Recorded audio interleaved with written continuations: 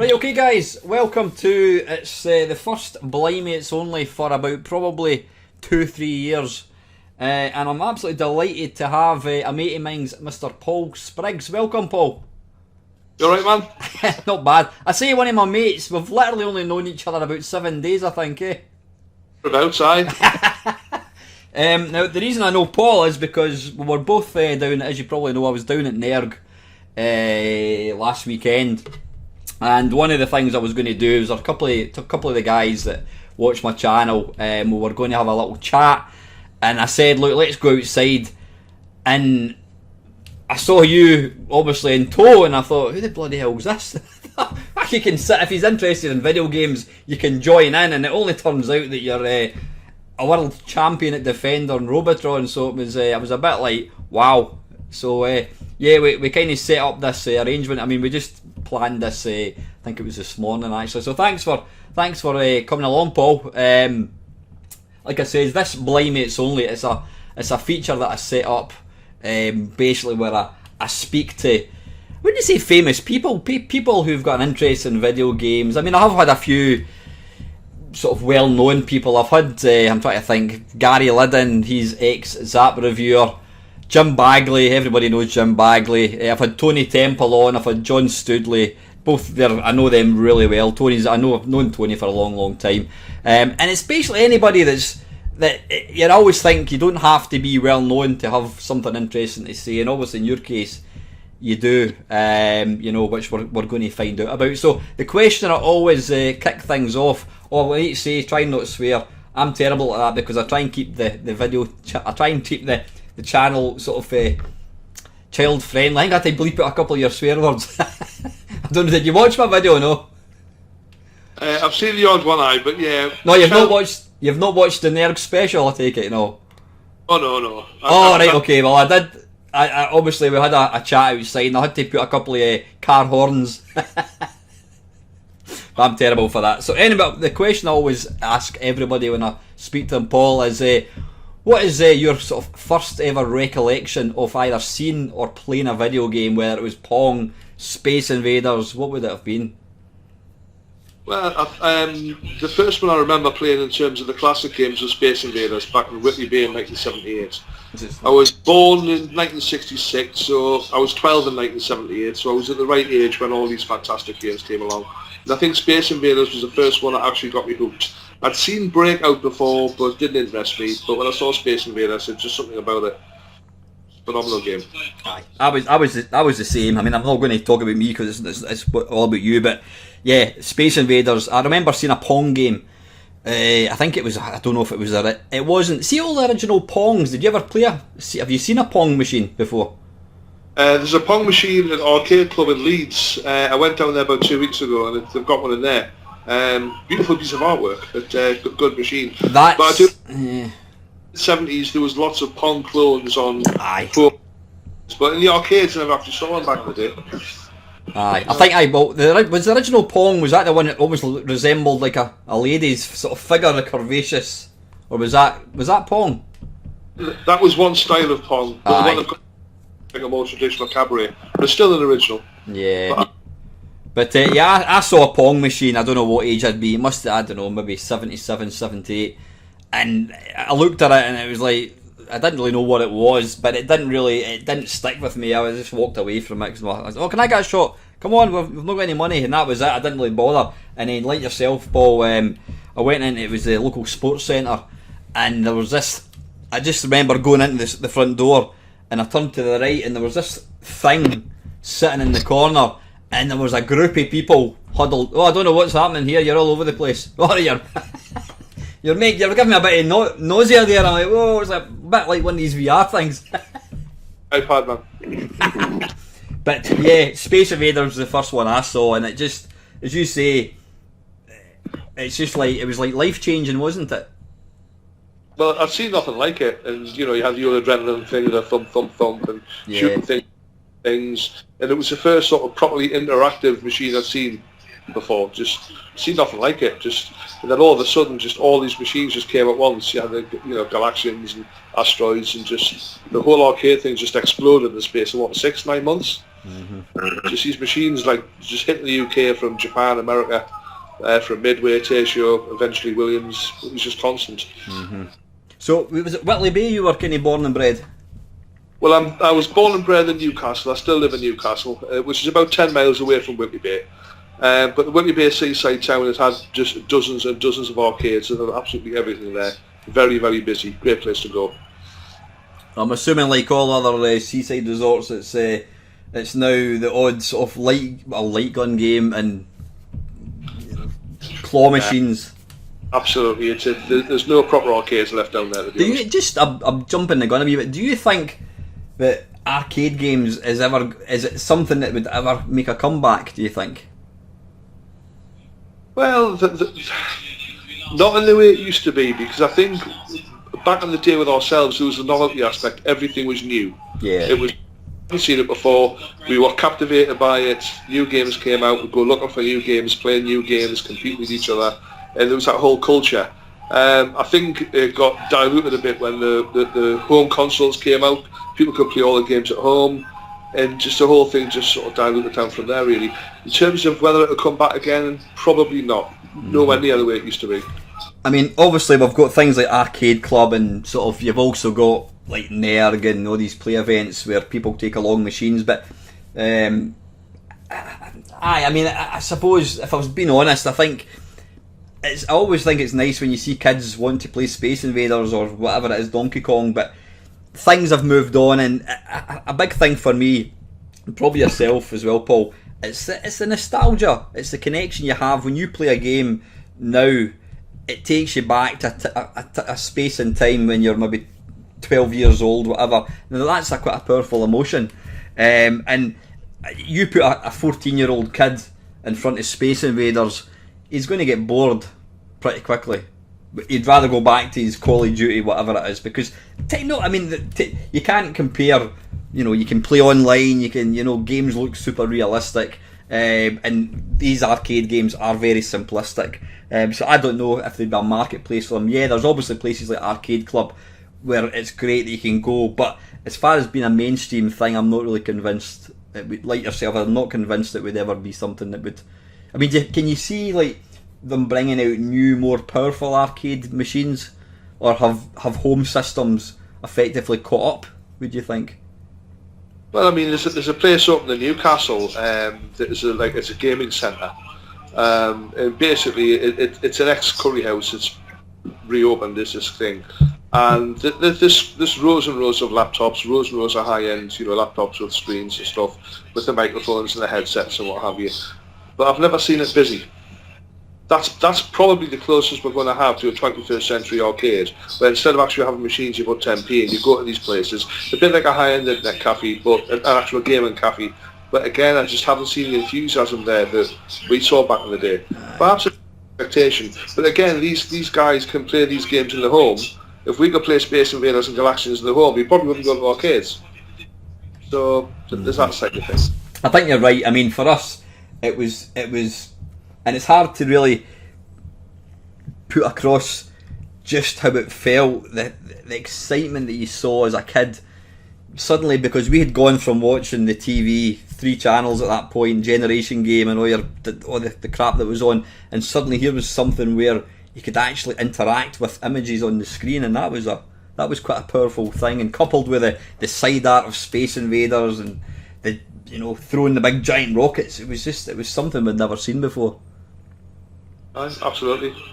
I mean, that's the thing again about sort of why I think a lot of the arcades wouldn't take off again. It's about expectations. So a 14-year-old kid playing Space Invaders, it's not his expectation. He's been there, he's seen that, he's seen better stuff. Back then we hadn't, so it was all new. Right. Yeah, totally. So moving on, first system owned. What was your first ever computer home console? First computer I had was a VIC-20. VIC-20?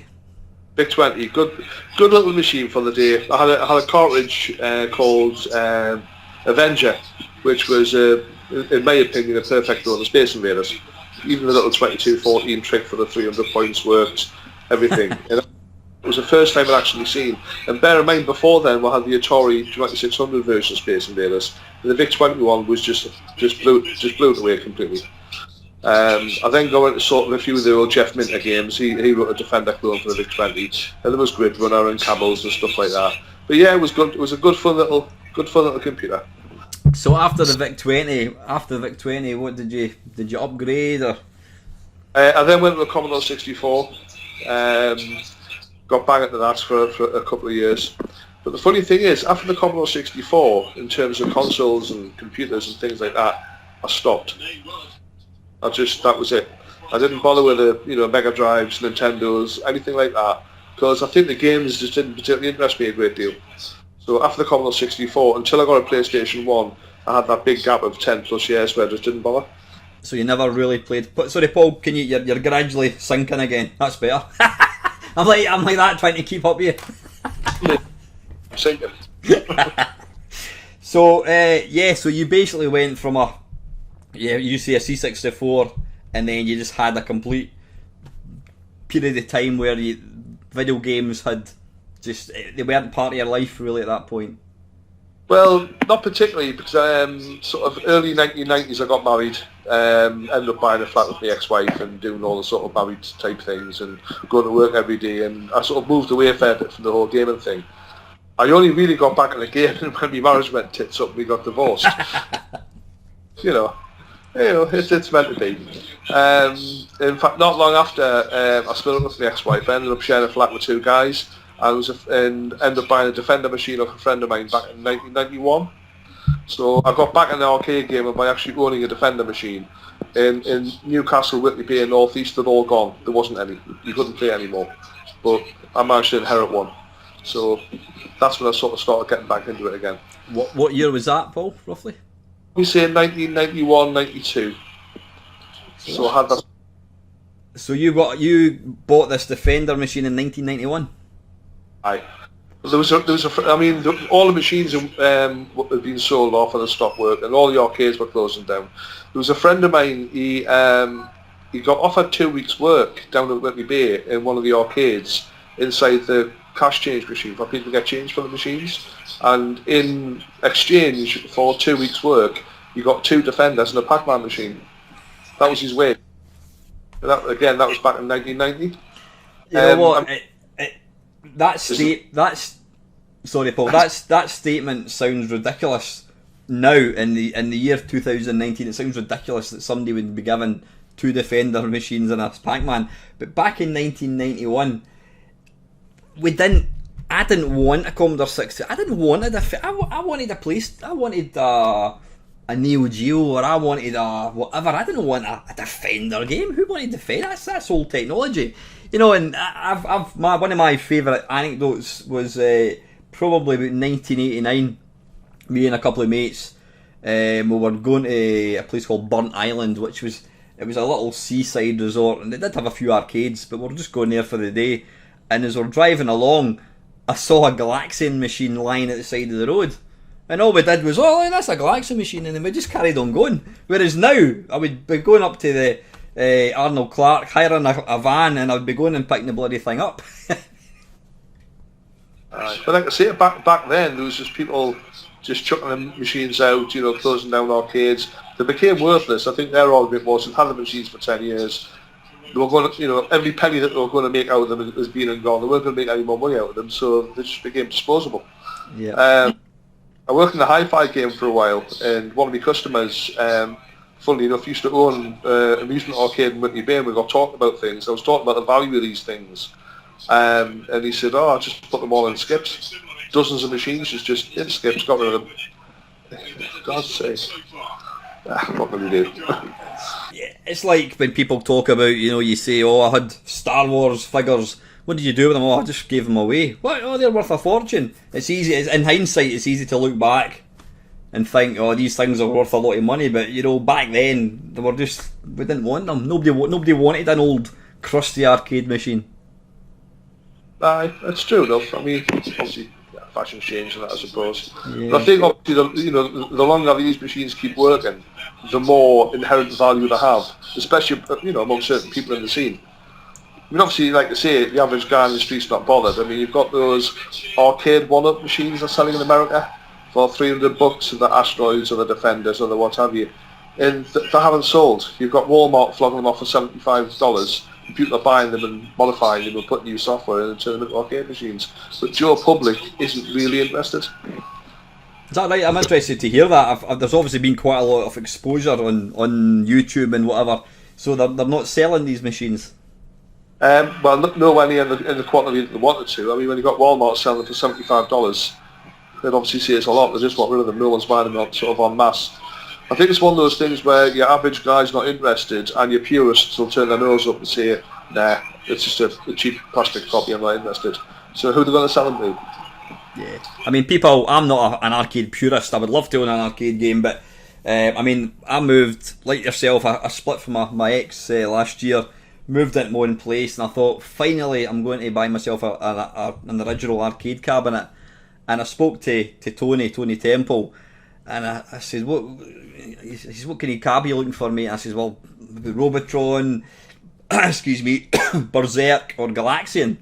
He says, well, you're looking at probably the best part at least $2,000 at the very, very low end. He says, now you've got to think about this, Al. He says, before you shell out, he says, one, you've got to be able to repair it. And that's me out right away. He says, secondly, are you really going to play it that often, or is it going to become one of these things you go, bloody hell, I've got a cabinet sitting in the corner, it's worth $2,000 and I've not played it for 3 weeks. He says, why don't you get yourself I've got a MAME cab. He says, stick with that. He says, by all means get one. He says, but if I was you, I would get yourself a decent MAME cab. He says, because you've got to, it's a lot of money to outlay in something if you're not going to use it. Absolutely. I mean, that Defender machine I got back in 1991, I had it for about 9 months, and I switched it on one day and it came up with a RAM failure. And I thought, oh great, my machine doesn't work no more. I know what I'll do. I'll go to a couple of local arcades and speak to some people who work there. And all I got told was, no, that machine's 10-year-old, you can't get the parts, you might as well throw it out. So what did I do? I threw it out. Now, of course, because we have the internet, it would have cost me $3 to buy a new RAM chip and get the thing working. But this again, back in 1991, 92, no internet. I took people at their words. Can't get the parts, it's unfixable. So I slung it. Silly me. Mm-hmm. So you've already, my next question was Spectrum or Commodore 64, but you've already answered that. When you had a C64, what was your favourite game? Did you have a particular favourite game or top 3 Commodore 64 games? I like Andrew Braybrook's stuff, so I like Paradroid. I thought that was excellent. And when I first saw Iridium, that blew me mind. I thought that was virtually arcade quality on a home console. With regard to other games, there was a good Defender clone called Guardian. I got into that for a bit. There was a game called Bounder which I quite liked. But yeah, there's some good games on there. But I'd probably say Bounder, Paradroid, and Iridium is probably my top 3. Yeah, I think it was a guy called Steve Evans that wrote Guardian for Alligator Software, and he also did an absolute top-notch Phoenix clone called what was it called again? Eagle Empire. Right, I never saw that. I'll tell you, one of the it'd be interesting to maybe show you at some point. I don't know if you can you see my Vectrex? Yeah, it's got one of probably the best Defender games on it. Not on YouTube. I've seen the videos for it on YouTube. It looks really good. It really is. I can't play it for toffee, but it's a beautiful game. Yeah. So did you have much dealings with like other machines? Did any of your mates have like an Amstrad or a Spectrum? Or? Well, the mate that I got that Defender off, he got a Commodore Amiga. But again, he was more trying to write games for like Defender type games, no arcade type games. But so never saw anybody with an Atari ST. Like I say, didn't really know anybody with Mega Drives, Nintendos, nothing like that. So pretty much Commodore 64 and Amiga back in the day, and that was it really. And when did you get out of video games? What year did you kind of stop playing them? Oh, probably 87, 88 for a bit. I got back into it when the PlayStation 1 came out. I read in this magazine that they were bringing out a thing called an emulator. Now, I'd never heard of an emulator before, but apparently it would turn something into something else. And in America, they bought out Williams Arcade's greatest hits, which were Pixel Perfect, Defender, Robotron, blah, blah, blah.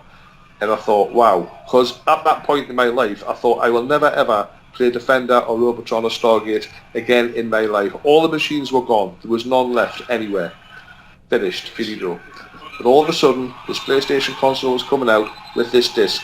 So I bought a PlayStation specifically for playing those games. And then the Namco Museum ones came out. And the, Konami ones and the ones Ghosts and Goblins. Before you knew it, there you go. And again, this was all a couple of years before me. And there I was in my living room playing arcade games, which were actually arcade perfect. Blew me mind. So that's when I basically got back on it. I'd probably say 95, 96.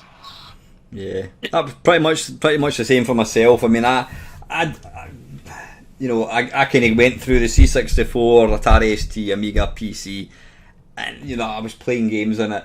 And then it's when I remember seeing an advert for it was in one of the Amiga magazines, and it was play Spectrum games on your Amiga. And I'm like, how is that possible? And again, like emulator, I'd never heard of emulator before, and I sent off for it, and I got this floppy disk, and I had like 100 games. And it played at maybe like 45% speed. So, but just like you, it blew my mind that this thing was actually playing a Spectrum. As far as I was concerned, I now own the Spectrum, and it cost me £5. I thought this was great. But then my life changed when my mate told me that his mate had this disc that had a thing that let me play Galaxian, and I couldn't understand it. And he came across this DVD, I think it was, and it was MAME, and I loaded up Galaxian. I don't think there was any sound in the original version, and I just could not grasp that this was the arcade Galaxian, and I've never looked back. It's just phenomenal. I mean, I remember the first time I got MAME, there was a lad I know used to work on IT, and he gave us 2 3.5-inch floppy disks, and he said, on this disk is a thing called a MAME emulator, and it turns your computer into an arcade machine. And the second disc had about 70 ROMs on it, and that's all that could really basically fit on the 2 discs. I mean, it wasn't even on one disc, you had to put it on 2 floppies for me, so I put this thing in, dragged the ROMs over, and like you say, I'm looking on my computer, had all the decent ones with Space Invaders, Galaxians, Donkey Kong, Gallagher, and I'm just thinking, what the hell? So I looked into it a bit further, and then next thing I hear, there's 6,000 ROMs available. Mad.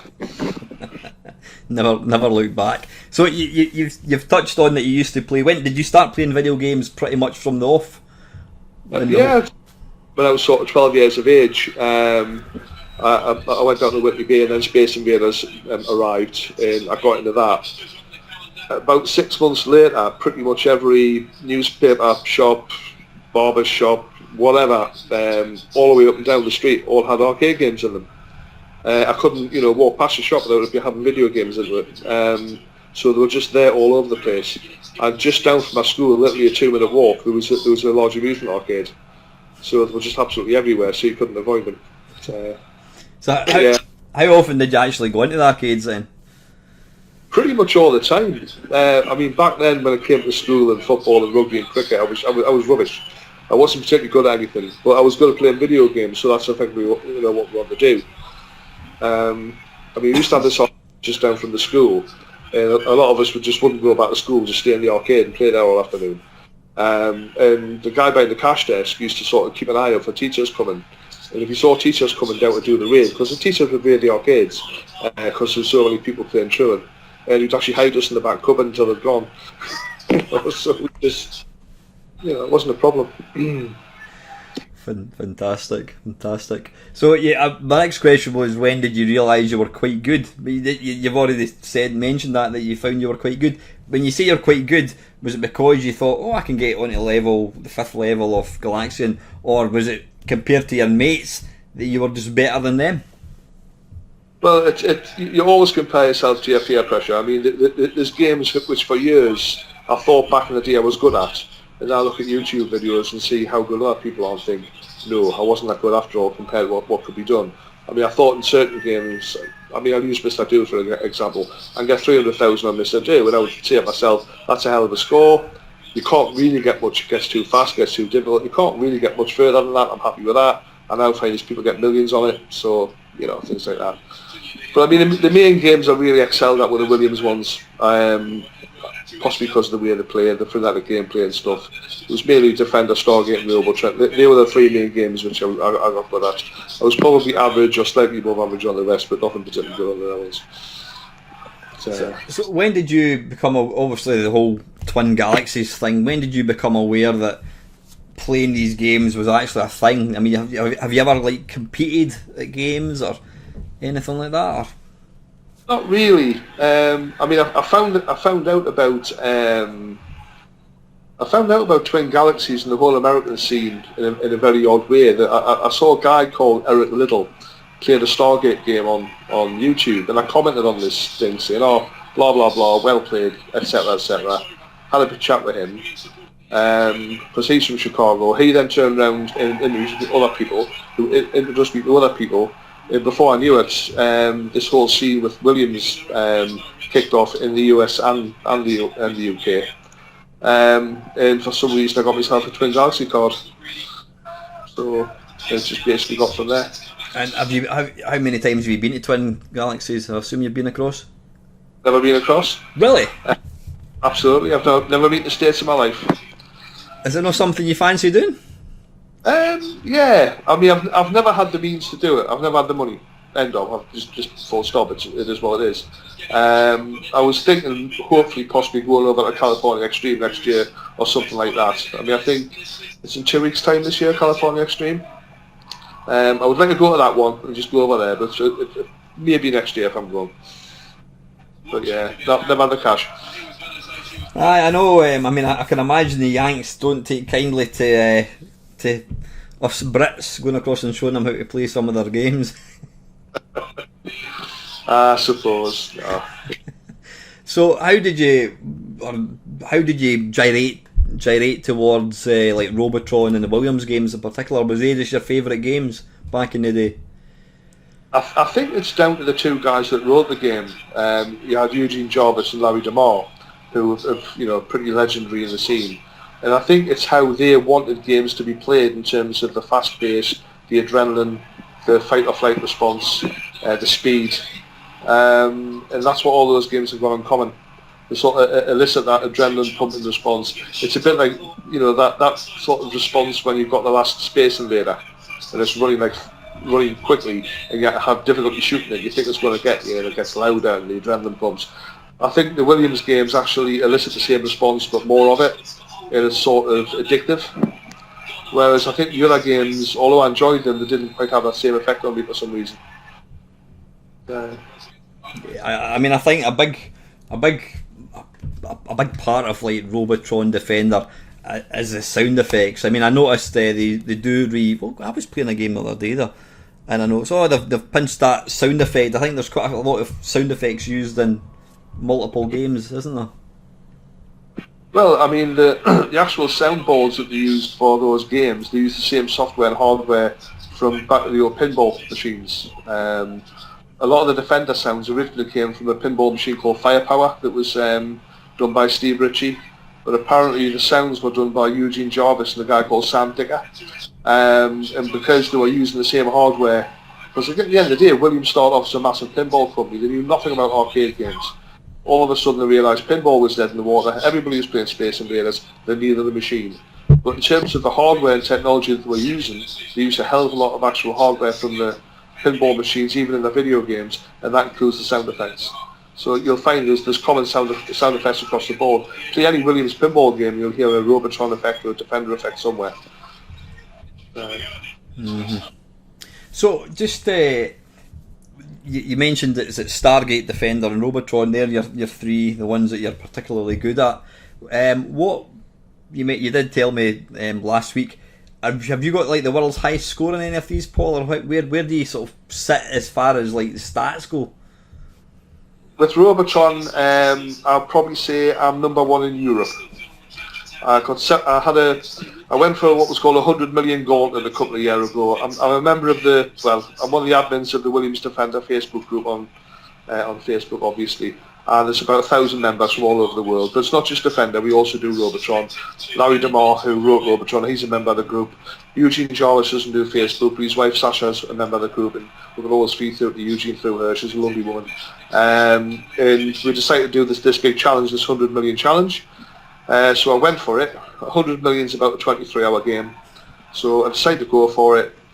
Played for 16 and a half hours, got 73 million, and the machine crashed. So I think it just overheated or something. But again, I mentioned earlier on about the hardware. I mean, they were using, pinball hardware effectively, and the lifespan of a Robotron and a Defender was 3-4 years tops. But the machine I've got there in my room's 1982, so it's 37, 36 years old. And I've got the 100 million, but the machine died, so that's me. Now, there's a guy in America called David Gomez who got about 180 million on Robotron. It was a 40-hour game, but the man's not human. So there's no way I'm playing Robotron for 40 hours non-stop. 108 million. Sorry? 108 million. 80. 180 million. 40-hour game. It's on. The guy's called David Gomez, and his 180 million game is on YouTube. So anybody out there can watch it. He's the best player in the world by a mile. Last year when we had a meet up in an arcade club in Manchester, David Gomez, he came all the way over from Texas to say hello to the guys. And to be fair, so did Eugene Jarvis. It was a weird, unexpected, wonderful day, basically. So see when you're saying he's the best player by far, surely when you've been playing for 16 hours, I mean, at what point does Robotron not get any harder? Robotron stops getting harder at wave 80, but you've got different speed settings that you can set the machine out. I think the factory setting's 3 or 4. If you set it to difficulty 10, it gets particularly hard, but again, once it gets to wave 80, it stops getting harder. And I can play the game indefinitely on those settings, as can David Gomez and other players like that. The way you gauge how good somebody is, if you've got sort of 3 or 4 people who can play the game indefinitely on a certain setting, you could argue they're all as good as each other. What you then have to do is change the settings in terms of things like bonus chip levels. So, for example, David, if you set a Robotron to 50,000 a free man instead of 25,000, David Gomez can get 1.5 million on level 10, where I can get about 900,000, and that's how he's better than me. On factory setting, a 25k bonus, we can both play indefinitely. It's when you start looking about, that's when you actually see what the differences are. He's almost getting like the perfect Robotron, as opposed to you might miss a few things possibly. He basically makes less mistakes than I do when push comes to shove. And the annoying thing is, he's only been playing the game for 5 years. I've been playing it since 1982, and he's better than me. How much? how much do you hate him? I like to say, I met the guy last year. Sound bloke, absolutely sound bloke, brilliant. With regard to Defender, I think the best player is a guy called Michael Lindholm, who's I think he's a Swedish fella. He's the best in the world by quite a way. I've never seen anyone play as well as him. Second in the world, probably a guy from Durham called Simon Grant, and I'm probably close after him. So I'll probably say I'm defender-wise about third. Again, I used to be a lot better than Simon, but he's ramped his game up and he's better than me now. So we've got two of the world's best Defender players come from the north of England. Well, again, I mean, Simon's lucky enough, I say lucky, but he's got a Defender machine in his kitchen, so he's got an original machine. And I've got a loan of a machine as well, so we've both got access to a Defender machine, so we can play it and keep getting better and just keep our game up. If you don't play it for a while, you sort of dip, but if you've got an original machine there, you keep playing, so it's not so bad. I did watch your video, the Defender, the blue, and basically I think you'd ramped the difficulty up to maximum, so as soon as you started it was like maximum speed. Aye. But again, I mean, that's an absolute pig. I mean, it's very hard to get the game started because you're just losing too many ships before you actually get any free ones. But that's particularly difficult. But yeah. Because I didn't quite realise what I was watching. I was watching you play, and I thought, well, man, you're meant to be pretty good. This guy's pants, because you kept dying, and then you were just hanging on and no more. You kept just getting an extra life and just getting an extra life until I realised you were actually playing it on the hardest level. Aye. Well, that's the thing. I mean, it's again, if there's quite a few people in the Defender group that can play Defender and definitely over 50 seconds, and again, it gets a bit boring. So again, you've got to sort of mix it up a little bit. But when it's actually everything's at top speed from the moment go, it's difficult, basically. So How many? What are the little not beaters? What are the little ships that appear at the end of the level that just kind of home in on you? Yeah, they're beaters. How many? I noticed you had 2 of them on the screen at once when I was watching the video. What's the maximum you can get with these? I think it's 15, if memory serves. I think it doesn't allow any more than 15 on the screen at once. Because again, I mean, the program was written back in 1980 on a very old Motorola processor. It was like banging rocks together. So the program can only cope with so much. So if there's too much going on, everything happens off the screen, it slows down, it drags. But a lot of people say that's the charm of the game. I mean, they squeezed the hell of a lot out of that hardware to get that working. And that blue ROM which I'm playing, because it got so fast and the machine couldn't cope, and everything was just going haywire, when they bought out the final release in America, which is known as the red ROM, even if you put it on the faster speed, 99, it's nowhere near as fast as the earlier versions. Because there's about 3 or 4 different versions of Defender were launched, because it was very much a work in progress until they were happy with it. But in the UK, we got the blue and the green versions, which, to be fair, I think are more fun because they just would get more manic, where the red one's a bit tamer. Mm-hmm. I noticed when you were using your your smart bomb, everything was kind of slowing up a wee bit. But again, it's a process I can't handle. There's so much the program's trying to do at once, and the program just can't cope with it. So it literally just slows down. It keeps on trying to draw graphics on the screen, but there's too much going on. They can't draw a new alien appearing or something happening. It just erases it and moves it to a different part of the planet.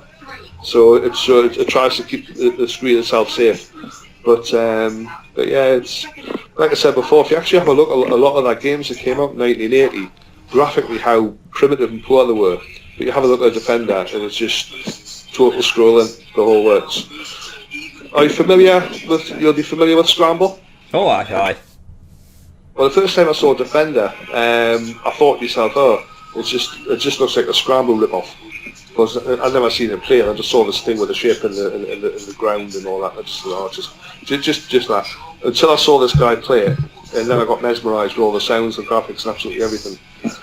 Now, without doing too much name dropping here, I met Eugene Jarvis last year, and he was telling me that when he actually designed Defender, it wasn't going to have a reverse button. It was only going to scroll one way, exactly the same way as Scramble, and that's how he envisaged his game. But there's a pinball programmer called Steve Ritchie who did Firepower. He sort of persuaded him. He said, put the reverse button in so you can fly backwards as well as forwards. And Eugene's going, have you any idea how much processing power that's going to take to keep on track of everything, not just scrolling forwards, but backwards and forwards again?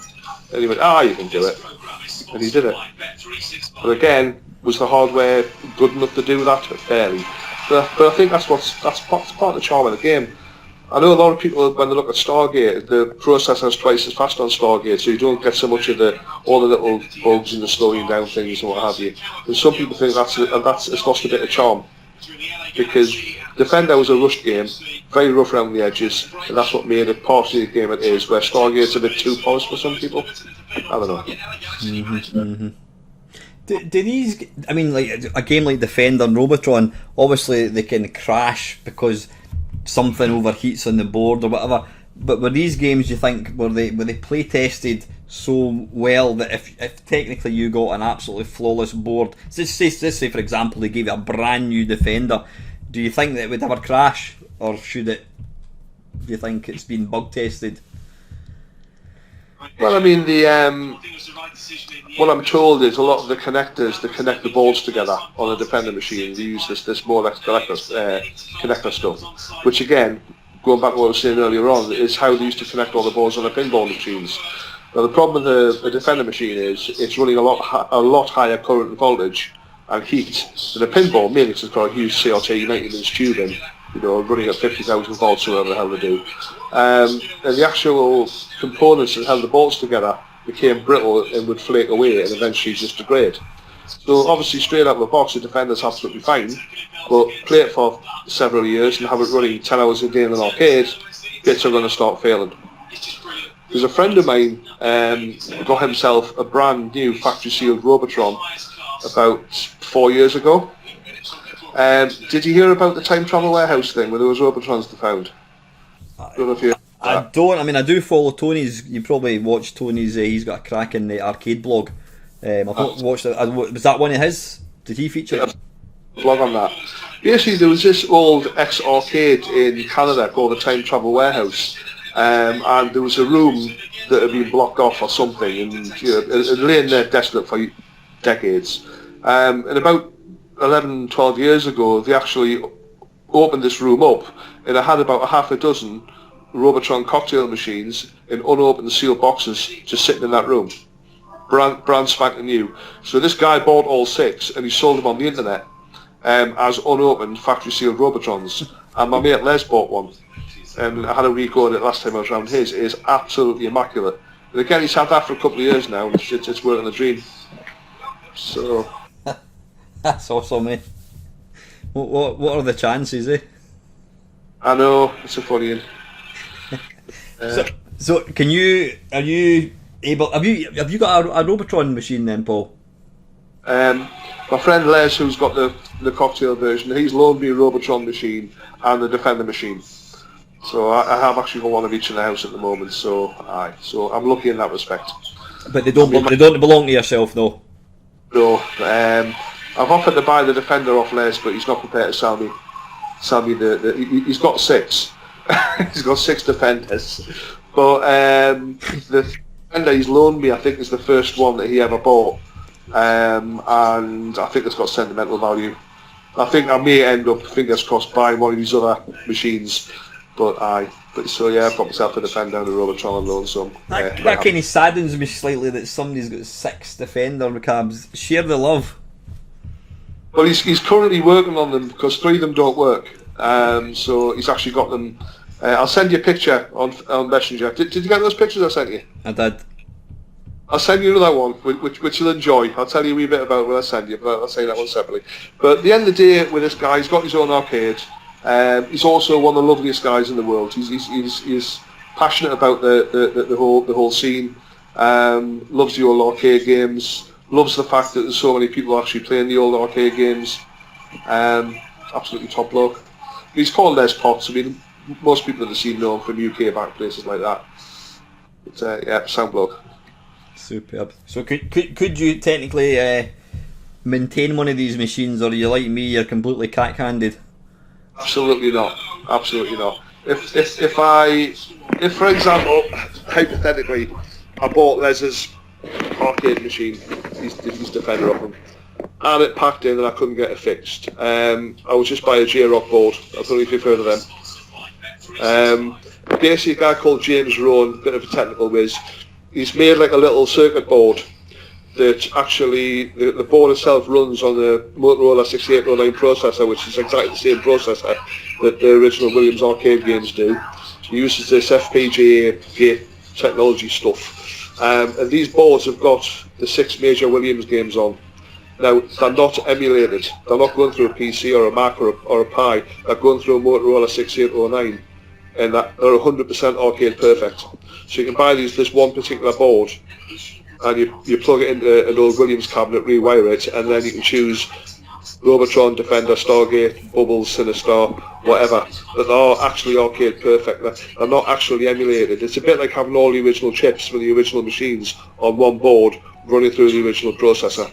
And Arcade Club and James Brindle, who provided a lot of the machines for NERC, for example, he's got J-Rock boards inside his Defenders and Robotrons, and trust me, you cannot tell the difference at all. How much would one of these boards sell for then? Oh, do you know? 80 quid. Sorry? 80. 180. So if you try and buy, say, a RAM board and a couple of Defender ROM boards that don't work, by the time you buy them and ship them off and get them fixed, if you can get them fixed and get them back, you're in 200 or 300 quid anyway. So a lot of people are just saying, no, this is like a bulletproof solution. It's it's reliable, it works, it doesn't have all the inherent problems that Defender and Robotron machines have. again, speaking of James Brindle, he said, I've stopped repairing Williams machines. They're too much repair in the backside. You can't get them working. You spend months fixing them, they still don't bloody work. So I'll put a J-Rock in 100%. And there's been people like Sean Riddle who's got original hardware, and he's put various meters and cycle tests between the J-Rock and his original hardware, and he says that absolutely bit for bit, 100%. So a lot of people are using them now. So no, to answer your question, I wouldn't bugger about trying to, but people like Les and other enthusiasts won't actually look at a J-Rock at all. They'll keep these machines going for as long as they can with the original hardware, because they're more passionate about it than I am, suppose. I'm more about trying to play the games, where they're more about preserving them, I think. No, I think you've got to have a labour of love, to own one of these things. But yeah, that's a fantastic thing. So is that quite a new thing that's come out, this J-Rock? Well, it first came out about 5 years ago, and he's bought various versions out since. You only decided, I think, as an experiment, just to make maybe a dozen, and just for his own curiosity, and they sold pretty much straight away. So he ended up making more of them, and thought, right, I'm going to make one more batch, and that's me. But every year, people have been emailing the guy saying, look, I want one of your Williams boards, and he just keeps on manufacturing them.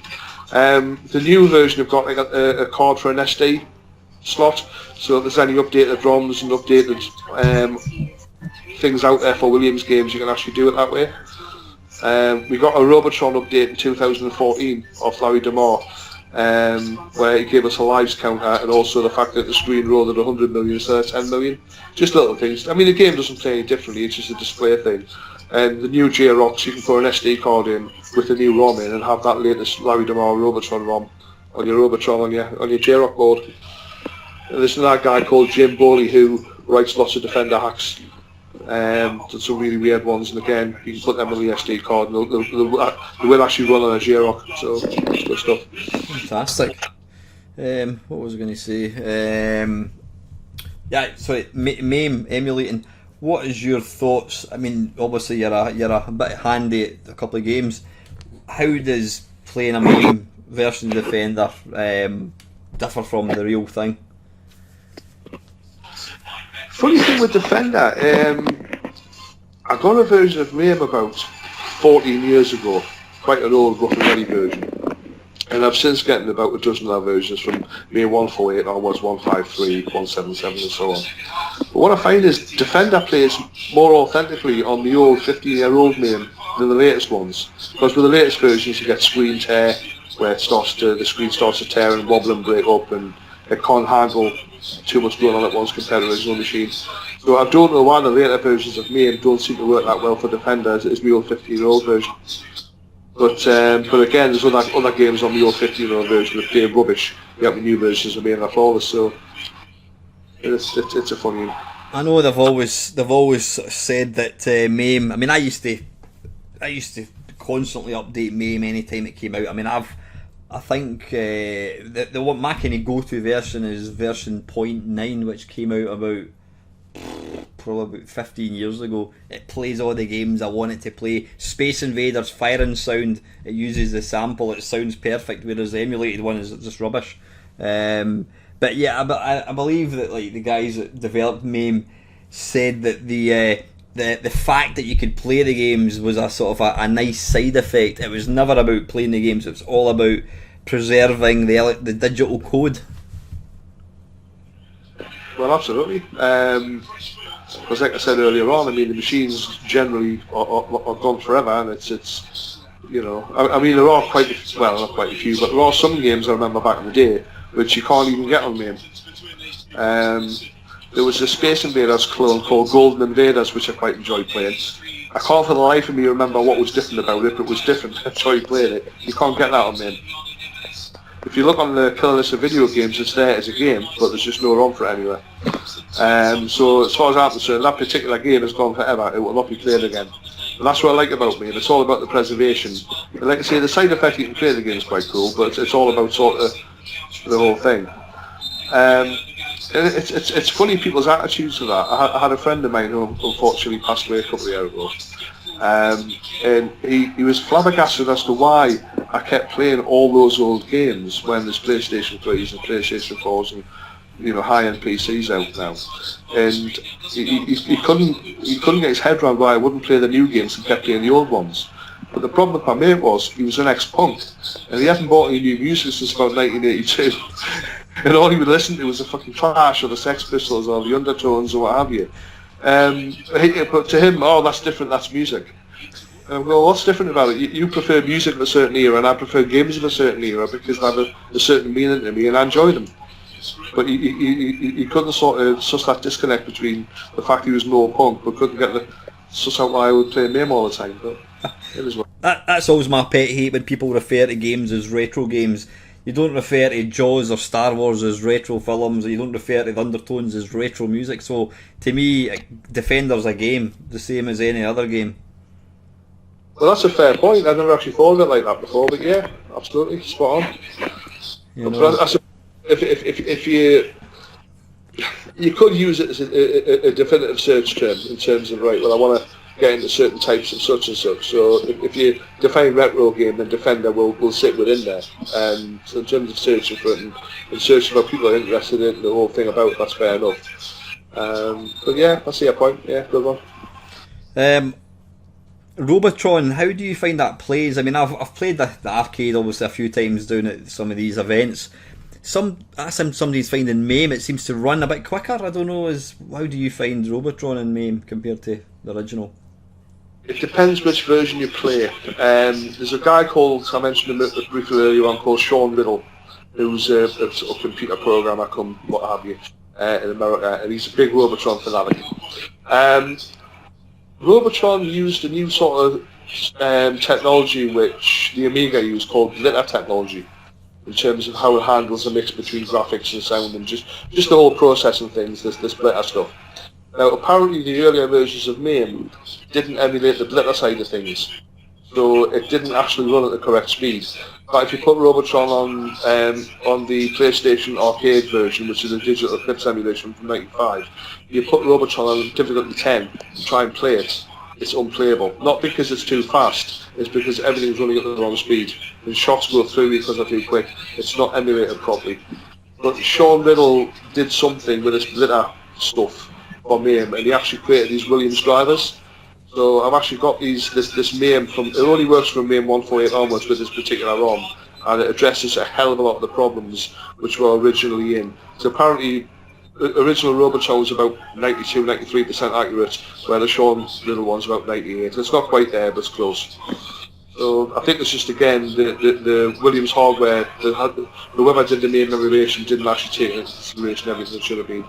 These stuff like Defender and Stargate's not a problem because they didn't use glitter, but and that's why Robotron is actually quite a way out on emulation. The worst ones are those 60-in-1 Chinese jammer boards. You play Robotron and Defender on them and they're just all over the place.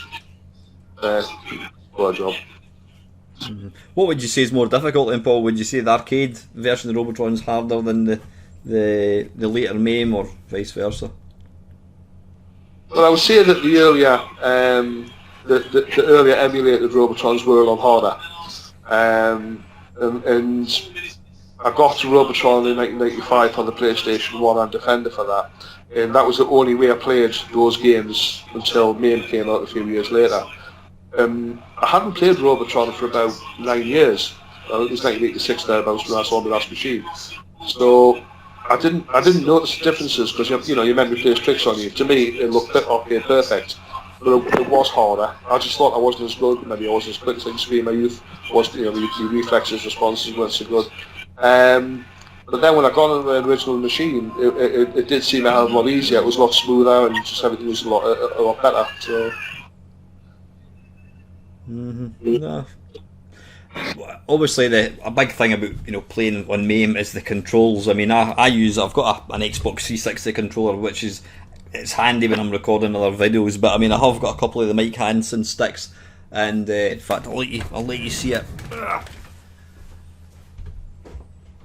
It's just a pity I can't actually play it, but yeah, there's my Defender one that he made me.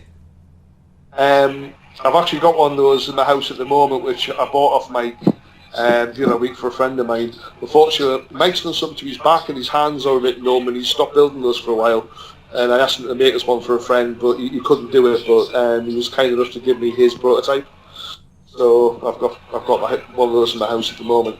So how? I mean, this is a big recommendation. I mean, I personally think they're absolutely fantastic controllers. How would you say Mike's Defender controller stacks up against the original? Well, it's not as good as the original, but it's damn close, and it does allow you to have a decent game. I mean, I started playing Defender and Robotron on a PlayStation arcade stick, rather than the little controllers you got with a PlayStation. It was the one with like an 8-way joystick and a rack of buttons, and I couldn't modify that to play Defender properly. I used to play Robotron with that as well, and what I learned to do was actually fire using 4 buttons rather than a controller, so I had a joystick to move and 4 buttons to fire. And I played that way for about 10 years, and I got a lot better doing that than I ever did in the arcade back in the day. Never missed a shot because I was using buttons instead of a joystick. Accuracy was perfect. I then went back on the original arcade machine with 2 joysticks and I couldn't play it. But like one guy in the group was saying, well, you know, there's certain people out there that can play a piano with their feet. You know, so people can learn and adapt to play in different ways. But I played for all those years using 1 stick and 4 buttons Robotron. When I got to play original hardware, it took us a while to get back into the swing of things. But like I say, I mean, when you have a look at sort of 1995 or, you know, the early 2000s, all these games were coming out. But, you know, controlling them and playing them was a problem. There was nothing designed, there was no Mike Hansons back then. There was nobody actually making joysticks back then, and even the Chinese market hadn't taken that into consideration. So even a basic joystick was like £100. It's like, nah, I'm not paying that. So obviously in time people have identified there's a need for these things, and they make all these different controllers, and the rest of us is history. Mm-hmm. So we can't get to the end of this interview and without asking for some top tips. I know I did ask you last Saturday. Robotron, any top tips? Major one, Robotron, be greedy, get as many humans as you can. When you start a wave of Robotron, don't just stand there and fire in random directions. Run towards the side wall and fire in that direction. Make a trench, just get to the end wall, and before you know it, all the enemies will be behind you. Then you can start shooting them and then picking off the humans. So run points, do it that way on. A lot of people like to say they will stand in the middle and fire up and then right diagonal and down a bit and left a bit, and all you end up doing is staying in the middle and they just all crowd in on you and you're gone. Make a trench, shoot a line, get in the back, kill them. So try and head for either left or right and just shoot in the direction that you're running. Yeah. Just make a trench, make a path, and just get through them and do it that way. And then that way they're all coming from behind you, and you shoot them all in 2 directions and get them. And just get as many humans as you can, and just basically do it from there. So is that pretty much the same for almost every level then, Paul, you would say? Yeah, pretty much. If you stay in the middle and just, you know, do daft little wee shots here and there, you're going to end up dead quite quickly. You've got to basically control the game, be where you want to be, get away from everything, do it from there. Again, there's plenty of sort of Robotron videos up on YouTube that people will watch for tips, I suppose. Because that's another thing, you know, now compared to back in the day. Back in the day, you'd go to an arcade, there'd be 30 or 40 arcade machines and various people huddling around them. And you would watch people play, and you would watch their tips and see how they would do things and talk to people and say, oh, I didn't know you could do that. Oh, right, I didn't know that. And you can actually learn from other people. The arcades have gone, those days have gone, and YouTube's replaced that. You know, I've learned a hell of a lot of tips from other games, which I'm still not that good at, by watching YouTube videos. So it's funny how social media is just replaced. Because I get a lot of people that criticise social media. You say it's dulling it down, it's killing society, and it's getting rid of friendships and blah blah blah. But we're talking now because of it. People watch YouTube videos because of it and learn to get friends that way. And because of the whole thing, I've met, you know, 20 years ago I would never have met Tony Temple. You know, based upon, you know, he had love of video games, I've got love of video games, you have love of video games, but the whole sort of social network, if you like, has brought a lot of people together. It's just, I went off topic there, but it's a good. Completely agree. You know, if it wasn't for Robotron, you know, if it wasn't for social media, we wouldn't be talking. I wouldn't have known the guys that I was down there to meet, and You know, it's a fantastic thing. It's a fantastic thing. So, other than running either left or right and shooting and create a trench, any other tips for Robotron you can give me? I'd like to say just be greedy, get as many humans as you can, because you've got to get. The problem you've got with Robotron is it's unfair. There's times it'll kill you. You can be the best player in the world. There's absolutely nothing you can do about it. It'll just kill you because it's a nasty wee game. Therefore, you need men. So if you know you're going to lose 2 or 3 men on a board, you need at least 3 or 4 men, in stock if you like. So the only way to do that is just to get as many humans as possible. Build the men up so when you do get a dodgy board and you lose a few, you still got a few left over. If you don't go for the humans, you're wasting your time. There's not enough points on the board to get any bonus men. You've got to get the humans. So greed is good, as they say.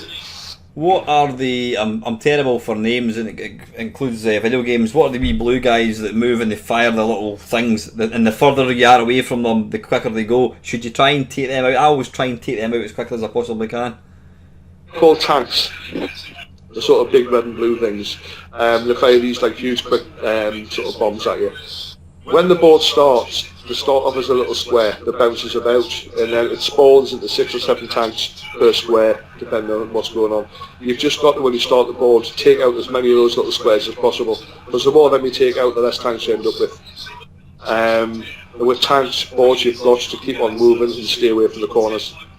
Just keep firing at them in their general direction as much as you can, stay away from the corners and keep moving. If you stay still, you're a dead man. What about the wee, the little blue ones? Because the tanks appear as at level 8 or something. What are the little sort of purple diamond shapes about they move around the edges and then they fire little missiles towards you? We get the circles, and again they spawn these little, what we used to call back in the day, fire hydrants, because they look like fire hydrants, who just spit shots at you.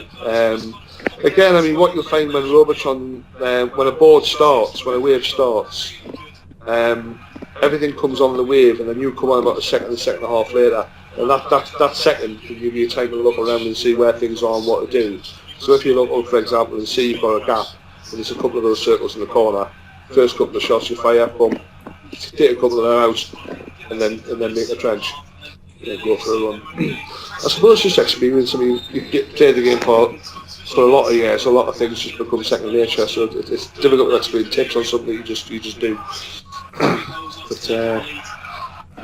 Well, I'll certainly try. I mean, I love Robotron. I say my base is about 250,000, I think it is. But I'll certainly try that. Defender. I mean, I think. Would you agree? And that's one of the questions.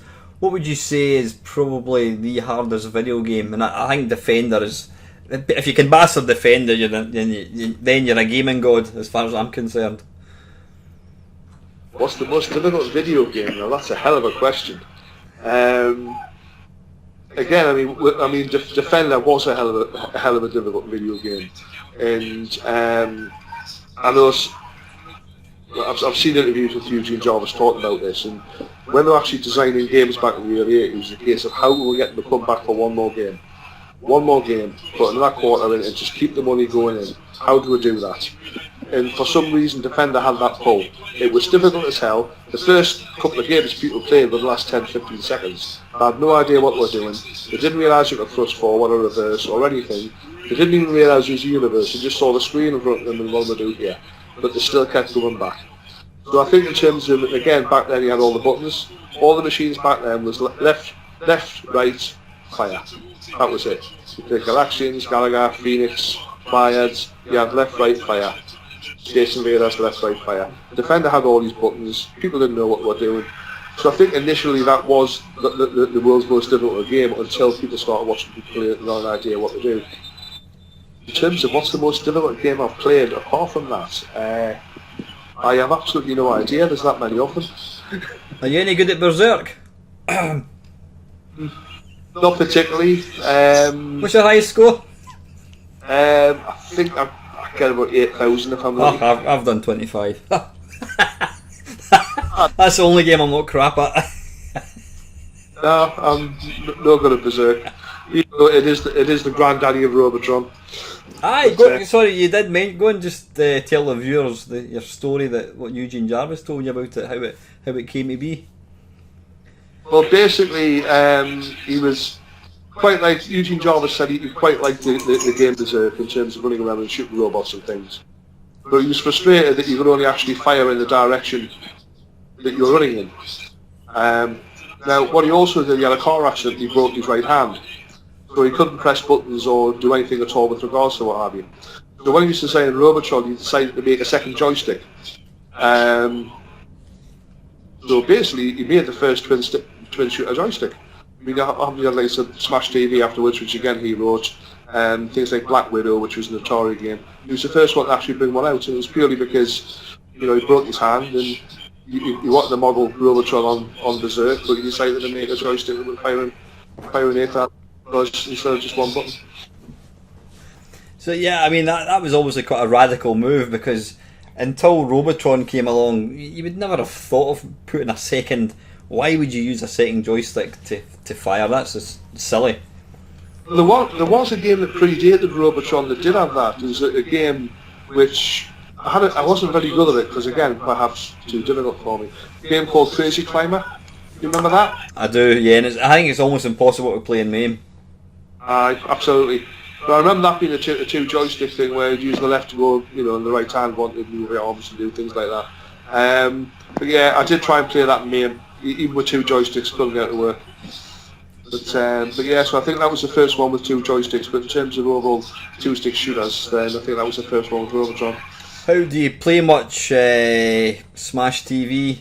And what's the other one again? Smash TV. What was the other twin sticker? You've got Black Widow. You got Black Widow, which is a vector game, isn't it?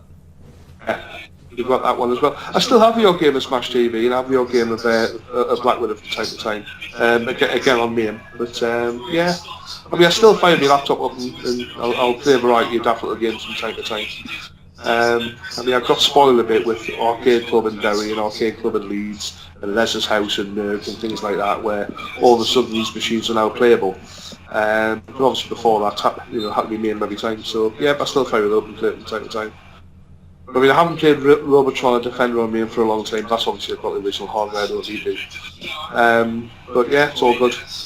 I'd like to make this. Who invented MAME? It was Nicola Samuel Arai or something. Nicholas Samuel, something like that. Salmon Araya. I don't know. Yeah, so I don't even know if he's still involved in it. I have no idea. I'd still like to shake his hand. Absolutely. I mean, it's one of the questions I get asked a lot on my channel is, what's your favourite? If you were on a desert island and you could only take one machine, what would it be? Well, mine would be my MAME cab. That's the way to go. So, top tips for Defender. I mean, is there any other than just play it and play it and play it and play it? I uploaded a Defender tutorial on Facebook. With Geordie verbal instructions for those who can understand. And with Defender, just take your time. Don't panic. It's one of those things, if you try and do 10 things at once, you end up doing nothing, so just do one thing at a time. Just go along, piece of the screen at a time, just above ground level, and just shoot whatever's in front of you. And just focus on doing that. Keep an eye on the radar, see what's coming, which is generally just take one part of the screen at a time. But again, if you go to YouTube and look under Williams Defender tutorial, there's like a 5-minute video of it showing just roughly what the basics are. So it's worth a look. What's the obviously I think it all goes Pete Tong if you lose your last human, because then it goes into kind of hype and it all just gets a bit mental, doesn't it? Well, basically what happens is you start a wave normally with 20 landers, which are the little green things that abduct the humans. You've got to kill all them. If you lose all your humans, then all the landers that are left that you haven't killed on that wave turn into those horrible mutant things that run after you and fly after you and spit at you. Then if you clear that wave, the next wave, instead of starting with the ground and humans and 20 landers, you start off with 20 of those mutants.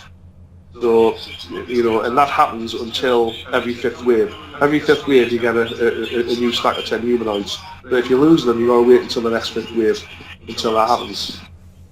I remember back in 1981, there was an arcade in Whitley Bay that was odd. It had a Defender in.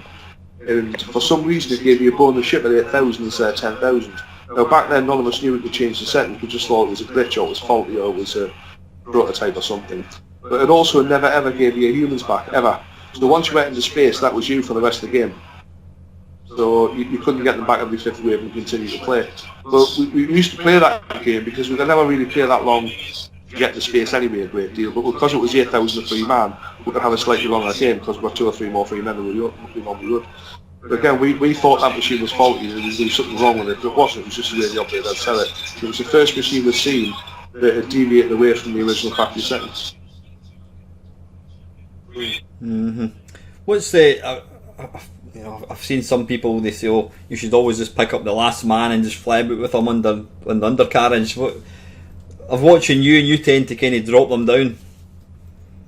Well, there's 2 ways of doing it. I mean, you can't just keep the last one on you, and you know that you're never going to go into space because you can't pinch the last one. But you don't score many points that way because you've only got 1 500-point humanoid left. If you because at the end of every wave, for every human that you've got left alive, you get 500 points bonus. If you've only got the 1, you don't score particularly decent average. So what some people do, well, maybe save 5 or 6 and just put them in one part of the planet and just stay there and just hover around that, and anything that comes on the screen, you kill it. So there's nothing that's going to come near any humanoids because you're around there protecting them. So it swings around about. There's 2 different ways of doing it. So if you pick up a human, can you play? Obviously, you can place them down at a particular part of the screen. So, in theory, could you have how many humans do you start off with, Paul?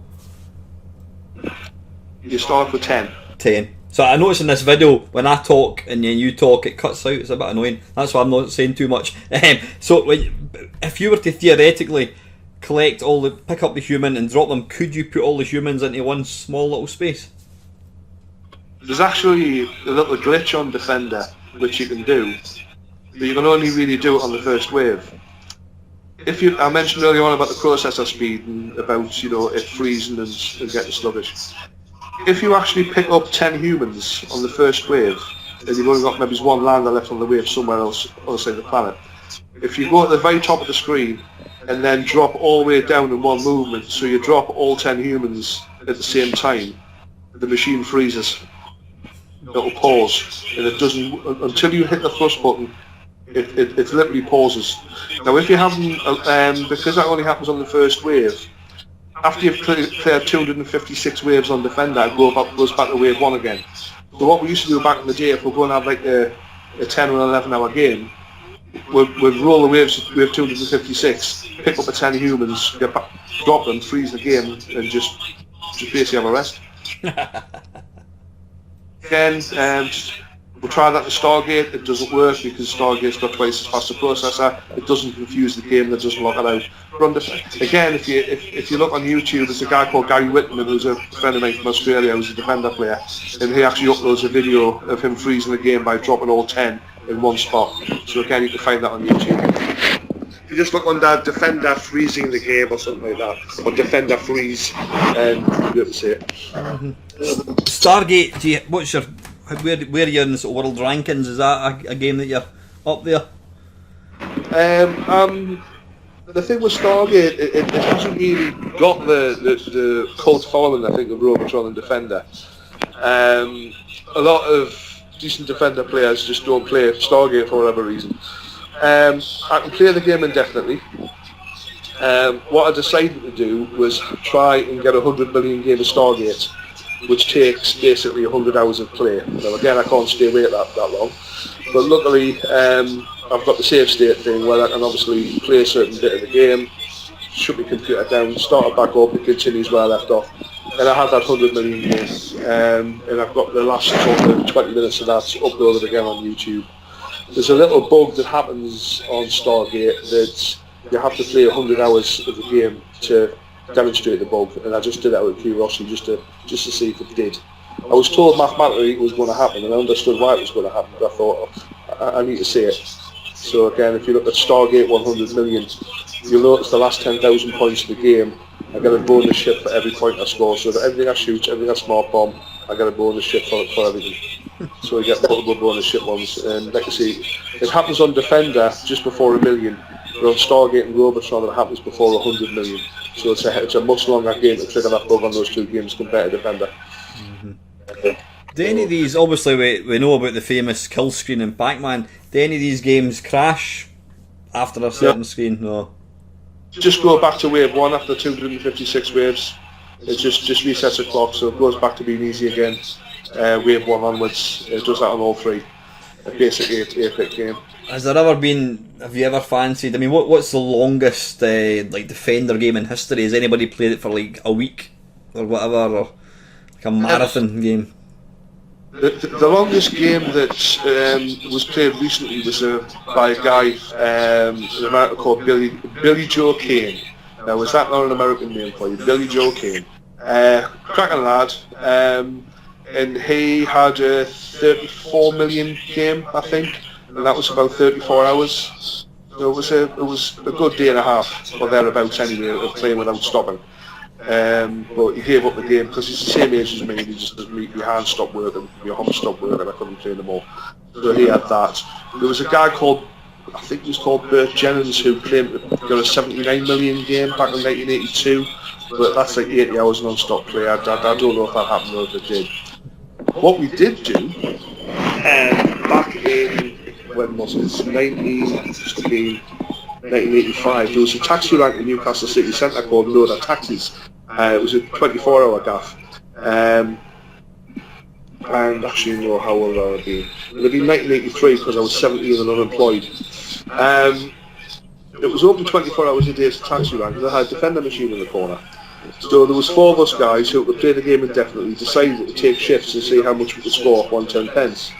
So every 4 hours we'd sort of switch. There's about 4 of us who would go away and have a bit kip and then come back. We decided to have this game. We'd actually played for about 28 hours, for about 29 million. And this taxi driver walked in, looked at us and went, "You're fiddling that machine, you," and pulled the plug out. Now, we were just young daft kids back then, and back then you didn't mess with big hairy taxi drivers. In fact, today you don't mess with big hairy taxi drivers, but back then you didn't either. So we just went away and thought, well, we got 28 million, I suppose, what the hell. Better to do. I've got nothing better to do. I remember once a friend of mine who's unfortunately no longer with us, again, unemployed, skint, bored, 24-hour clock didn't mean anything. We walked to a service station in Washington, services next to Newcastle. It's a good 10-mile walk from where my mate lived. We just walked there one night when we were skint bored. We had a couple of games of Mr. Do, and we managed to trigger the 255 men trick. Where you can actually get 255 men off 110p, so we managed to trigger that and just played Mr. Do for a couple of hours and then walked home. Because we literally had nothing better to do. So how do you trigger that then? How is that an easy one to do? Again, it's available on YouTube. I found it by accident, and we thought we were the only one that knew about it. But obviously, since Mayhem and the whole arcade resurrection, there's other people there figure it as well. What you basically do, you wait until you're on your last life, and what you do is you kill the last little dragon enemy, whatever it is. But you've also got to kill yourself at the same time. So what happens is, best way to do it is if there's an apple right at the top of the screen, you dig a vertical line under the apple so you're supporting it and holding it. You let the last dragon come up after you, and you turn around and shoot the dragon, killing it. But by doing that, the apple drops on your head and kills you. But what it does on some versions of Mr. Do, it sort of takes the man off twice and gives you -1 men, which is 255 in binary. So you end up with 255 lives. It doesn't happen on all versions of it, but it was happening on quite a few back on Whitby Bay and back in the day. In fact, if you look at the game list of Mr. Do, one of the versions was called Mr. Do Bug Fixed, where they've actually fixed that bug so it doesn't happen. But I think the original Tasio version did, the original Universal one did. So again, it was just a way of getting as long as we put out the 10p because we're bored and skint. That's the thing. Obviously, all these arcade games, they were never designed. They were designed as money makers. Fruit machines weren't really coining it, but neither were pinball tables. They were designed to make money. They were never designed to be played for 20 hours or, you know. Well, that was a bit of a problem. Bit of a sad story, this, but there was a place in Newcastle called the Card Bar. It was run by a guy called Brian. He opened the shop years ago selling, he was the first guy in the UK, he would import posters for like American movies and cards for stuff. And this was back in the 60s. And he made a bloody fortune. But the card bar, he decided in the late 70s, early 80s to fill it full of video games. And he had 3 Defenders, he had Space Invaders, Golf, Galaxians, Asteroids, all the classics, pinball machines, the works. And he had that in there. And we used to go there a lot and play and spend a canny bit of money in there. But obviously after a while we got good at certain games and Brian didn't like it. He didn't like the fact that we were playing with hog a game Defender for an hour and a half. But we'd look around us and it's not like we were keeping other people from playing it because there was nobody else playing it. We were just there on our own. He actually moved premises when the card bar got demolished. And I had a word with Brian a few years ago. I said, Brian, what happened to all those arcade machines that you used to have in your other premises? And he went, oh, well, they're upstairs in my warehouse. I said, well, what are you going to do with them? He went, well, that's none of your business. I went, well, you're right, it's not my business, but I was just wondering if you fancied selling any of your old machines off. And he just went in this rant going, no, I'm not. Why would I and all this? And then he said to me, he says, the problem is, back in the day, people would spend all day on 110 pence, wouldn't they? Like looking at me. And I thought, yeah, but Brian, I spent a hell of a lot of money in your arcade in the first place getting that good. So, yeah, swings and roundabouts like, but he was quite adamant he wasn't prepared to sell me any of these machines that were rotting away in his warehouse upstairs. So I spoke to a couple of other guys from the arcade scene, thinking that it's just personal against me, and asked them to go in to see if they'd be prepared to sell any of these machines to him.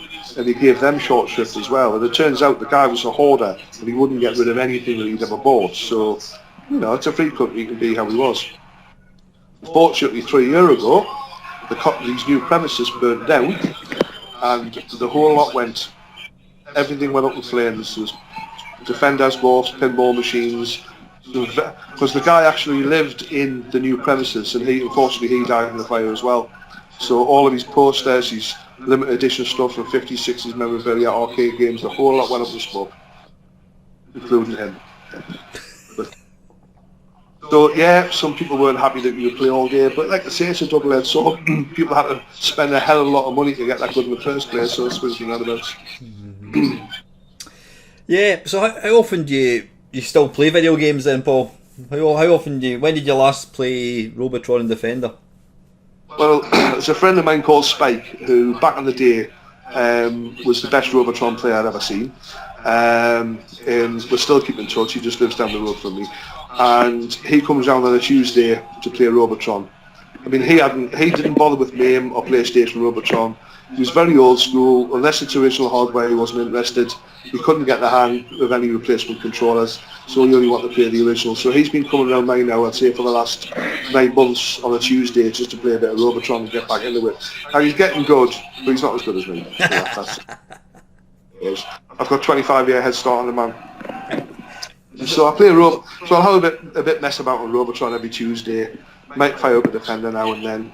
Fire up my laptop occasionally just for, a game of this or that, a game of Burger King or something.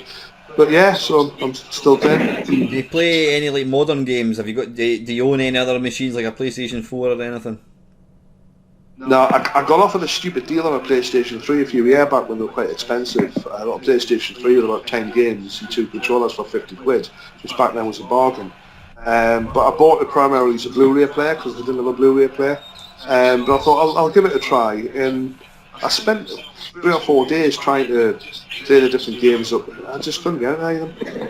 I don't know why. It's just like the newer games just don't interest me. Perhaps it's just the way that, again, they just don't seem to have that urgency that the original games had for me.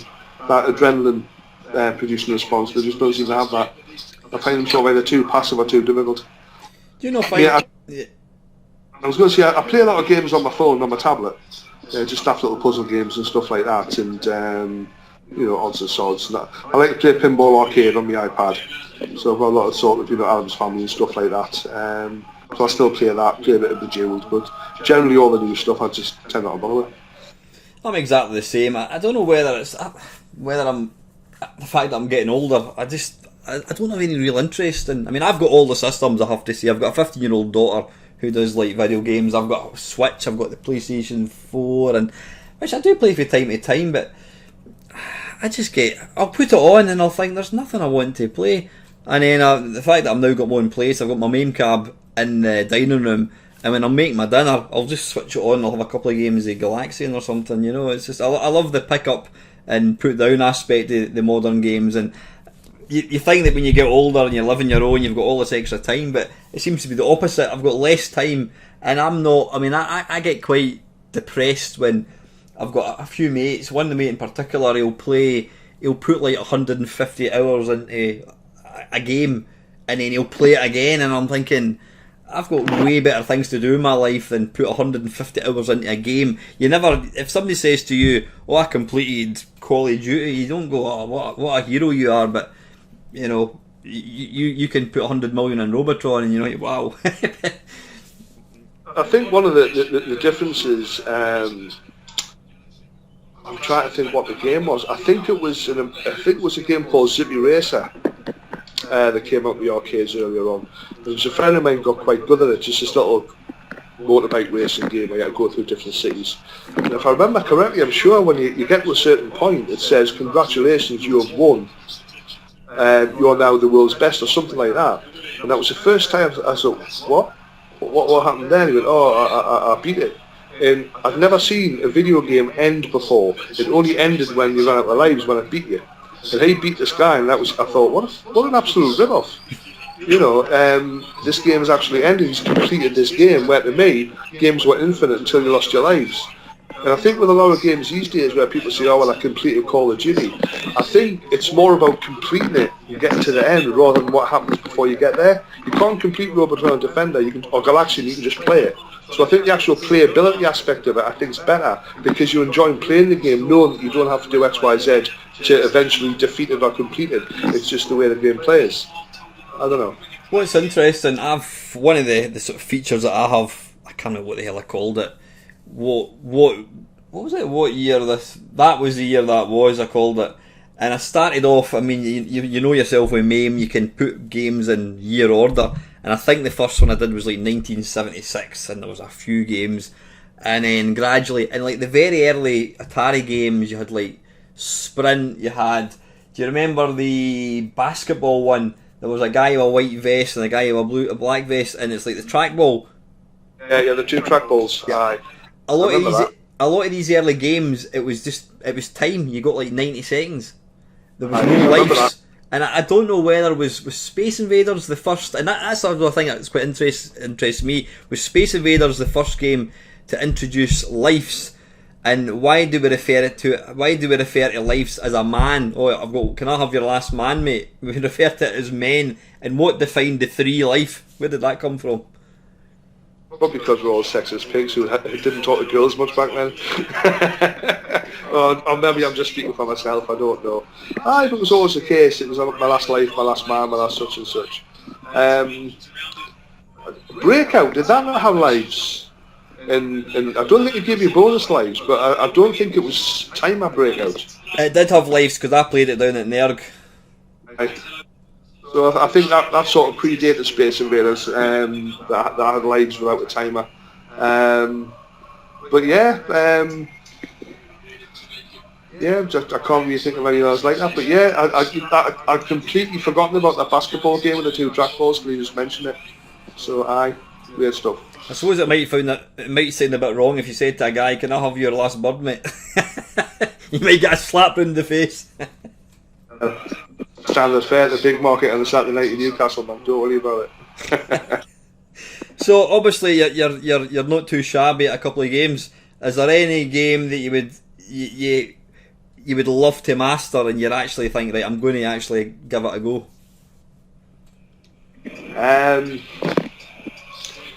I'd like to be very good at that Star Wars game. I'm rubbish at that. I'm really poor. There's a guy I know called Russell who's got one, and he can play it virtually indefinitely.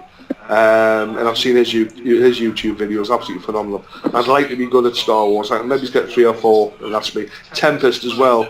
Tempest is a fantastic game that I'm rubbish at. I would love to get good at Tempest. Just the sound, the feel, what you're supposed to do, the works, but I just too damn difficult. And Joust. I got my high score on Joust last week and I got 100,000. But that machine's on the simplest settings possible. So I know people can get 3, 4, 5, 6 million, 7 million without blinking on Joust. I cannot play that for Tommy. It's So funny. Those three. It's funny. Joust is a game I just don't like. I just don't like it at all. I think it's probably one of those games I think I should be good at, so I persevered with it, but I still can't. There's a guy called Lonnie McDonald, who's an American gamer, and he can play it indefinitely, and he can get 10 million on the game. When you get 10 million on Joust, the high score just stays at a row of nines. And he's gone around America, and I think he's done 150 machines now. He's gone on a Joust hunt, looking for these different Joust machines all over the States, and he's getting 10 million on each one, and recorded it, and got serial numbers of the machines, and videoed it and everything. So he's going for like sort of, because he went for the billion pointer, which is like 110 million machines. He's now on 1.5 billion, he's still going. But like I say, it's one of those. It's a Williams game. It's got the sound effects. It's got the pasty of everything. I'm just no good at it. And what do you do? Yeah. Is there any arcade game that you despise that you won't play because you just don't like it? I don't like the follow-up to Star Wars. That Empire Strikes Back game. I thought that was pretty bloody awful. So I'm not a big fan of that. Asteroids Deluxe, terrible. Sort of good little game and ruined it. So don't play Asteroids. I mean, I like Space Invaders Part 2, but Asteroids Deluxe, can't get away with it. What else? Nah, that's pretty much it really. I'll play anything but those games down my nerves. Mm-hmm. Is there any arcade game that you've only played in MAME that you've never had the chance to play the real thing that you would love to play? The only game called there's a shooter called Truxton. I've played that on MAME, but I've never seen an arcade machine back in the day. It's a funny thing with MAME. I mean, on one of my game lists I've got about 6,000 games, but I mean obviously that's about 347 different versions of Mahjong and Street Fighter. But I would actually look out for games themselves that I knew rather than trying. I know that sounds a bit shallow, but I haven't really seen any games that I've played and enjoyed that I've never actually seen in the arcade before. But there's some really rare things which I never even thought MAME would have, which have got stuff like, do you have a game called Super Locomotive? Super Loco, the train game? I only ever saw one of those back in the day in the mints, and it's on MAME, popped up. So yeah, happy days. But no, I'm just trying to think. I think Truxton is probably the only one I've actually played on MAME, which I haven't actually seen in the arcades. Mm-hmm. Video game heroes. Is there any particular fellow player, or I mean, obviously Eugene Jarvis is a bit of a gaming god to most of us because you know he was the man. Any fellow high score, world score arcade champion type people that you kind of look up to and you think you really respect what they're able to do? You know, obviously Tony Temple's Missile Command, John Studley's Pac-Man, plus every other bloody game from what I've seen. I mean, I've met John a few times, and I've met Tony a few times as well. I mean, they're sound guys. I mean, they're basically top of the tree. In terms of, like I say, you've obviously got like Sir Billy Mitchell. There's been a lot of controversy the last couple of years about where this or that was legit, but we don't know. We know he can play. We know he's a good player. So as far as I'm concerned, someone like Billy Mitchell knows what he's doing. In terms of the actual writing of games, I mean, you've mentioned Eugene Jarvis. I mean, when I was younger, I would see like Stargate would come out, and it would come, an Robotron, and they were written by, because Eugene Jarvis and Larry DeMar called themselves the Vid Kids, and that was their nickname, the Vid Kids. And you know, back then I was 14, 15, and there was these kids writing these absolutely arse-kicking, fantastic video games. You know, I wonder what they're like. I wonder who they are. Again, there's nothing in the UK about them, no internet, nothing. So, you know, Larry DeMar and Eugene Jarvis were always like a big enigma to me. Like, these wonderfully talented kids who wrote these great bits of software. And, I mean, Jeff Minter, of course. I mean, I had my VIC-20, and some of my favourite games from the VIC-20 were written by Jeff Minter. And I was fortunate enough to meet Jeff this year. I met him at over at Bury and Arcade Club. Absolutely smashing fella. So that was Carrie. So, yeah, and obviously like some Tony Temple, John Stewart. I mean, I knew about them before I met them. But again, absolutely spot on guys. Mm-hmm. Nah, they're two nice guys, and I know Jeff quite well. I've met him a few times, and he's a completely down to earth sound bloke. I've been trying to get him onto this Blimey It's Only, and he keeps he never returns my calls, but. No, it keeps himself to yourself, does our Jeff. It does. So anyway, listen, Paul, I think that's me kind of exhausted the game. My questions. I think we've pretty much covered everything, mate. We're an hour and 34, so I don't want to take up any more of your time. But listen, Paul, thanks very much for agreeing to come on to this. I'm quite sure that everybody's going to enjoy, listening to you talking, because it's we're all in this together. We're all video gamers, and I'm a very, very, very naff, mediocre. I play them for the love of the game. I'm not good at any game, but I mean, you do get a guy like yourself that just can nail it. It's absolutely fascinating to hear how you do it. Well, cheers for the opportunity, Al. And listen, what we'll do, Paul, I'll give you a shout next time. I might be going. Are you planning to maybe go up down to Blackpool at all for the play event, or that's in October, I think? But I hadn't actually planned for it. I don't know if I can get much in the way of time off work, and I haven't got any wheels at the moment, so I don't know if I get it down there. James Brindle's looking at putting up some high score arcade competition thing going down there, so he's put something out there. I'll have a think. What I'll do, I'm going to play it by ear. I probably will go down. I'll give you a shout near the time, and I'm quite happy to swing by Newcastle and pick you up if we'll come up with some arrangement anyway, Paul. Give it the most man. Aye. Okay then, listen, Paul. Thanks so much for taking part. Nice talking to you, buddy. Take care. All right. Good weekend. Cheers, buddy. Cheers.